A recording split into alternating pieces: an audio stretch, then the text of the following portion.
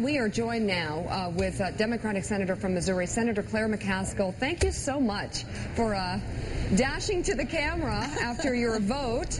We are following the breaking news there on Capitol Hill. You guys are working round the clock. How are you holding up, Senator Claire McCaskill? Well, we've just done 360 votes in a row.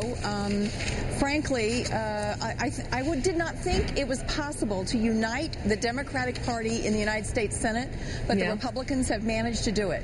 Yeah, interesting. But you know what? Let's go there then. I mean, isn't it kind of sad that there was no way to get even one Republican on board here? Why didn't that happen? Why weren't the Democrats, and why wasn't this president able to make that happen? Well, I think there was a real effort. I mean, for months we waited to consider this bill on the floor while a number of Republicans sat in meeting after meeting negotiating. Then one of them went home and started talking about death panels. And the political part of this took over. And the tactics have been frustrating. I'll be honest with you.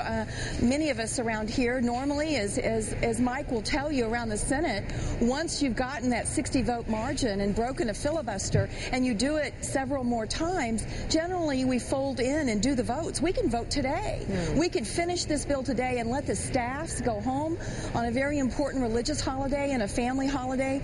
But they are now maintaining that many of us around here will miss Christmas morning with our families because of them wanting to try to do political posturing. It's gotten pretty ugly around here, and I hate it that it's the week of Christmas and this is happening. Yeah, we certainly have some choice words being used by politicians on both sides. We'll get to that in a moment. But first, Lawrence O'Donnell has a question for you, Senator. Senator, it seems to me the most difficult thing to reconcile between the House and the Senate is the taxation. The public option is clearly dead. The House will fake that for a little bit and pretend they're going to fight for it, but they won't, as you know.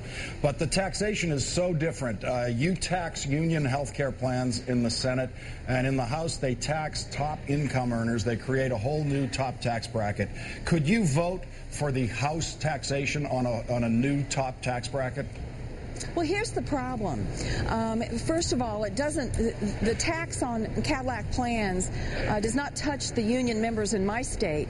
We did add to that amount, so now they are pretty way up their plans. And we also exempt many of the professions that are in high risk, like firefighters and police officers. But, Lawrence, the problem is that's one of the things that help us drive down costs. And at the end of the day, what this exercise is about is stabilizing health care costs for most of America. We think we've gotten that done. It has been a lot of hard work, but we are paying for this bill.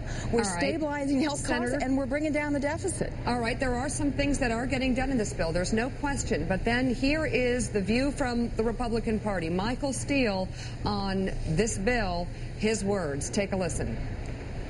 It just annoys and irritates me on something so fundamentally important, that this Congress, this leadership is so tone deaf and so hell-bent on propping up a policy that the American people doesn't want, that they're willing to basically flip the bird to the American people on this issue and slip it in the dead of night. All right, I dare I ask for you to respond, or do you care not to? He says this bill is flipping the bird to the American people. That's kind of silly. And the only reason we were in the dead of night is because the Republicans are playing games with procedure.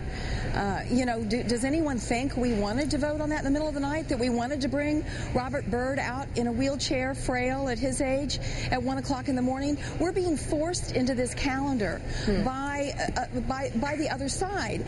We all want to vote on this bill and move forward. It has been a long, hard slog. And by the way, once the American people see what we've done in this bill, they're going to be pleased. We're doing deliverables right away. All right. We're going to do something about that deficit that so many of us like to give lip service to, but when it comes time to make the tough decisions, everybody runs for the hills and says, we have an earmark. Here's Mike Barnacle. Okay, Senator, the American people, that phrase, we get poll after poll after poll.